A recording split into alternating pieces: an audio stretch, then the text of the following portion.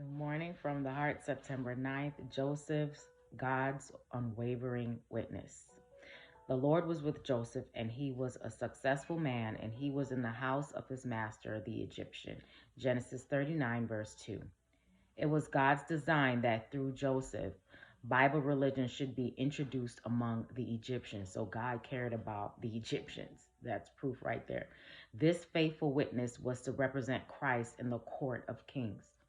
Through dreams, God communicated with Joseph in his youth, giving him an intimation of the high position he would be called to fill.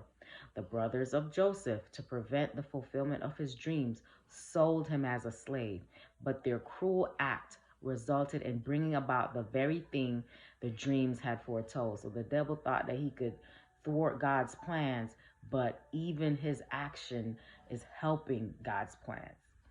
Those who seek to turn aside the purpose of God and oppose his will may appear for a time to prosper, but God is at work to fulfill his own purposes, and he will make manifest who is the ruler of the heavens and the earth. Joseph regarded his being sold into Egypt as the greatest calamity that could have ever befallen him, but he saw the necessity of trusting in God as he had never done when protected by his father's love.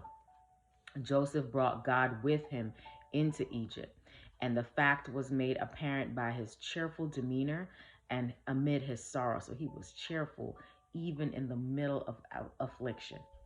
It is God's purpose that those who love and honor his name shall be honored also themselves, and that the glory given to God through them shall be reflected upon themselves. Joseph's character did not change when he was exalted. Don't forget God when you become exalted and blessed. So Joseph's character did not change when he was exalted to a position of trust.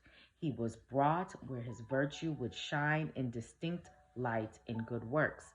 The blessing of God rested upon him in the house and in the field. All the responsibilities of Potiphar's house were placed upon him, and in all this he manifested steadfast integrity. When we think of integrity, we think of Joseph. For he loved and feared God. Placed as he was in the society of learned men, he gained a knowledge of science and language. So nothing's wrong with gaining education. This was his training school, that in early manhood he might become qualified to be prime minister of Egypt. He learned those things that would be essential in his future position of trust. He gathered all the wisdom and knowledge and tact that his opportunities presented, and these were not few. Yet his heart was steadfast with God. Human knowledge and divine wisdom were combined that he should be a shining light, reflecting the bright beams of the sun of righteousness amid the gross darkness of heathenism. Here, the religion of the Hebrew was seen to be of an altogether different character from the religious rites and customs of the idolatrous Egyptians. I hope you have a great day today. Live from the heart.